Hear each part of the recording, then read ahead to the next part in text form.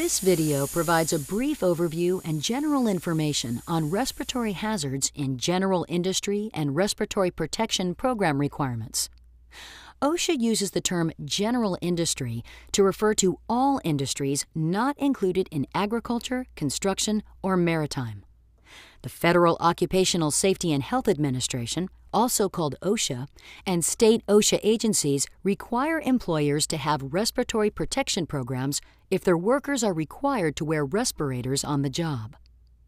This video does not cover all of the things that your employer must do under federal OSHA or state OSHA respiratory protection standards. This video can be part of the OSHA-required respiratory protection training, which includes many topics, like how to put on and take off a respirator, and how to use, clean, and maintain your respirator. Your employer must also provide you with worksite-specific training. While this video discusses some of your employer's responsibilities under OSHA's respiratory protection standard, it is important to remember that the purpose of a respirator is to protect your health and safety. Respiratory hazards can exist in various forms at general industry work sites. They may be gases, vapors, dusts, mists, fumes, smoke, sprays, and fog. Some of these substances can make you sick or kill you if you breathe them in. Certain respiratory hazards act quickly, like carbon monoxide, an invisible odorless gas which can make you unconscious or kill you in minutes. Other respiratory hazards can take years to make you sick, like asbestos, which can cause lung cancer years or even decades after you breathe it in. More examples of respiratory hazards in general industry include, but are not limited to, dusts, such as those found when adding dry ingredients to a mixture, metal fumes from welding, cutting, and smelting of metals, solvent vapors from spray coatings, adhesives, paints, strippers, and cleaning solvents, infectious agents, such as tuberculosis bacteria in healthcare settings, chemical hazards such as chlorine gas and anhydrous ammonia in chemical processing and use operations, sensitizing vapors or dusts such as isocyanates, certain epoxies, and beryllium, oxygen deficiency, which might be found in confined spaces, and pharmaceuticals during the production of prescription drugs.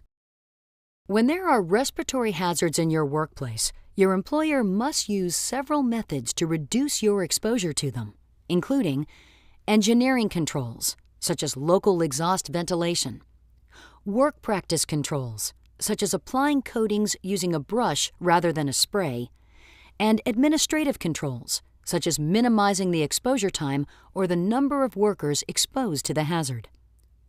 When you and your coworkers cannot be adequately protected from respiratory hazards through use of these methods, then your employer must provide you with an appropriate respirator to protect your health. Respiratory protection must be selected based on the hazard you will be exposed to on the job. Not every respirator will protect you against every hazard, so it's important for your employer to select the right one. For example, filtering facepiece respirators may protect you against particulate hazards such as dusts. However, a filtering facepiece respirator will not protect you against gas and vapor hazards such as solvent vapors. If you are exposed to airborne hazards that are not particulates, you will need a different type of respirator. For example, you could use an air purifying respirator with chemical cartridges or an atmosphere-supplying respirator, such as an airline respirator or a self-contained breathing apparatus, also known as an SCBA. In addition, atmosphere-supplying respirators are the only respirators that will protect you against hazardous atmospheres, like carbon monoxide and lack of oxygen. Remember, selecting an appropriate respirator is your employer's responsibility. When respirators must be used in your workplace, your employer must have a respiratory protection program. This program must meet the requirements of either the federal OSHA or your state OSHA respiratory protection standard. The standard requires your employer to do the following: develop and implement a written respiratory protection program, evaluate the respiratory hazards in the workplace, select and provide appropriate respirators, Provide worker medical evaluations and respirator fit testing. Provide for the maintenance, storage, and cleaning of respirators. Provide worker training about respiratory hazards and proper respirator use. Evaluate workers' use of respirators and correct any problems. Provide you with access to specific records and documents such as a written copy of your employer's Respiratory Protection Program, and conduct a periodic program review. Because each workplace is different, it is very important that your employer's Respiratory Protection Program address your specific workplace. For example, workplaces may differ in the following ways: the types and amount of respiratory hazards present, the people who manage the program, the policies and procedures for tasks such as respirator selection, maintenance, and use, and other exposure control methods such as using local exhaust ventilation. Workplace conditions that affect respiratory hazards and respirator use may change over time.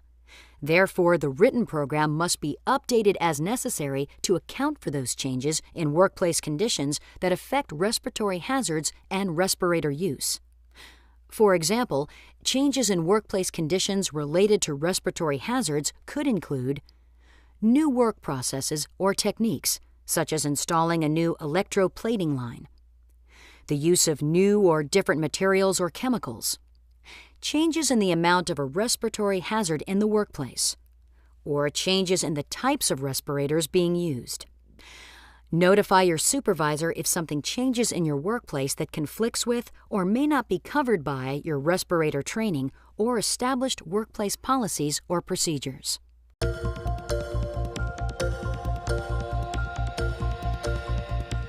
Your employer's Respiratory Protection Program must be managed by a qualified, trained program administrator. This person must monitor the program and make sure that you and your coworkers are adequately protected. The program administrator will know a lot about your workplace respiratory protection program and should be able to answer any questions you may have about respirator use. The program administrator must know about the requirements of the federal OSHA or state OSHA respiratory protection standard and evaluate the program periodically and make any necessary changes. This video has provided you with a brief overview of respiratory hazards in general industry and respiratory protection program requirements. There are many other things that you must know and do before you can safely use a respirator in a hazardous work environment. While this video may be part of your respiratory protection training, your employer must also provide you with additional training on respirators, including work-site-specific training. Remember, if you don't know if a respirator is needed for the task you will be doing, or if you are unsure about how to properly use a respirator or which filter or cartridge to use, talk to your supervisor before entering the hazardous area. For more information about respirator use in your workplace, refer to these OSHA and NIOSH websites. You will find OSHA's Respiratory Protection Standard, additional respirator training videos, and other guidance material to help you work safely.